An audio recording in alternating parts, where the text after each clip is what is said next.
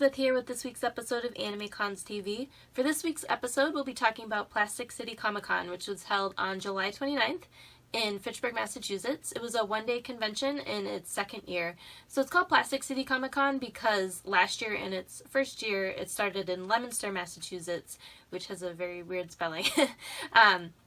And it's called Plastic City Comic-Con because Leominster has a lot of history with plastics, development, manufacturing, and its history, so that's where the name Plastic City Comic-Con came from. Last year it was smaller. It was still a one-day event from like 10 to 6 at a senior center in Leominster, and I went. It was pretty cool.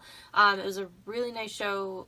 Last year was free, and it was 2 floors in this building with a lot of vendors selling.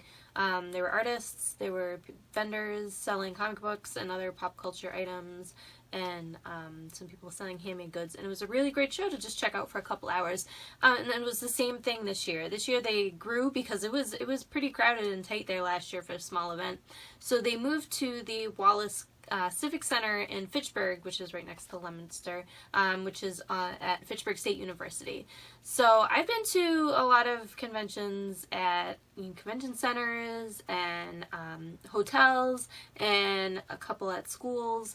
I've never been to one at an ice rink, and I'd never been to this facility before, sweeping in the area for a while, and I didn't really know what to expect, and it kind of, I guess kind of correctly, was they put a covering over the floor, so the convention was on the ice floor. I mean, obviously it wasn't on the ice, but it was the size of a hockey rink, which was pretty cool. There was some stuff in the main area when you first walk in, a couple tables, had the registration, had a little concession stand there, and they also had concessions outside. So got right in, $2. Like, yeah. So it went up from $0 to $2, and, they said a while back that they increased to $2 to cover the cost. I mean, they could have charged $5, maybe even $10 for this event, and it still would have been worth it.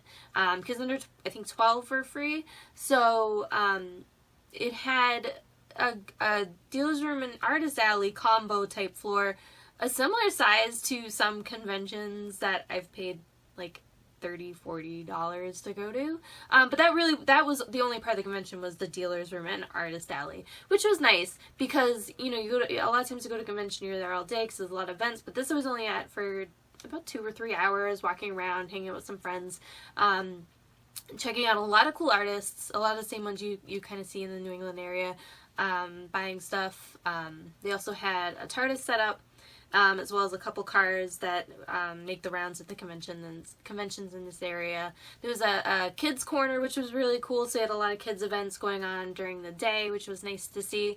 But yeah, it was a great thing to check out for just a couple hours. It was kind of cool because of the ice rink in the middle. You had access to the stands on the side, and that was a really great place for people to sit and relax instead of, like, if you're at a convention center, people are sitting wherever and it causes some bottlenecks. So that was actually kind of a very nice happenstance of where people could sit and chill out and talk with friends. So that was really cool to see. I mean, it was just set up with 3 rows of exhibitors, and you go up, rows of 4. You can see in the video right here. And you just go up and down and check everybody out, and it was great. I mean, $2 to get in to see this stuff was awesome. And I know they talked about doing panels. They wanted to do panels, but the facility didn't lend itself well to it, and I can see why. So hopefully next year, they started at this little senior center, and then they moved it to this ice rink facility, which was really cool. Hopefully, I really hope next year they're able to move somewhere where they keep the nice size artist alley, dealer's room type thing with, 1 or 2 panel rooms, to kind of round it out into a full kind of mini convention. It would be perfect for a Saturday, Sunday.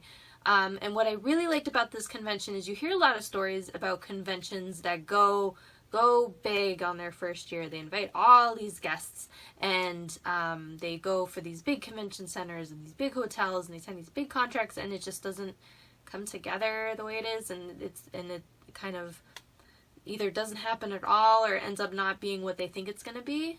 So I don't know what their expectations were, but I think this was a really just successful, let's keep it low level type event that I think, especially in the area where this is in North Central Massachusetts, it's not I mean, the closest city is Worcester, which has a convention already, and Boston's an hour away.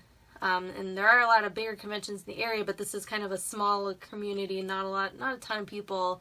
So it's like a perfect size event that I think starting where they did at a 1-day, you know, late morning to late afternoon, 10 to 6, 8-hour event, they can gradually grow instead of going for the gold on their first try and not making it. I think I'm really looking forward to seeing what they do. If they keep it at the Civic Center and just have it be that without that, that's totally cool, and I will absolutely be there.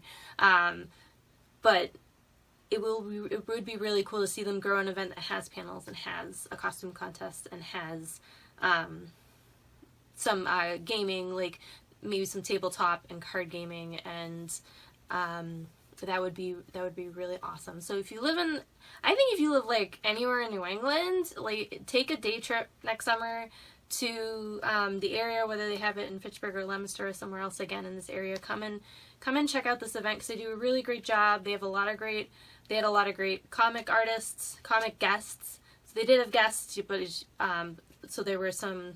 So, I mean, if I can recognize the names of the comic guests, those are some pretty good comic guests. And artists and vendors there. It's a great 1-day trip. I mean, maybe fill out the rest of your weekend at Great Wolf Lodge. I don't know. But I would definitely check it out next year if you live in New England. You know, take the drive out up here and support this really great local convention. So that's it. If you were there, let us know what you thought of it. If you're at any conventions coming up, you can call our number, our voicemail line at 762-ADEQUATE, and leave like a mini convention review, and we'll play in our feedback episode. I'll be doing our next feedback episode, so email us, tweet us, comment, the whole thing, and we'll go over it next week in our feedback episode right here in my super messy sewing room. So until then, I'll see you guys next time. Bye!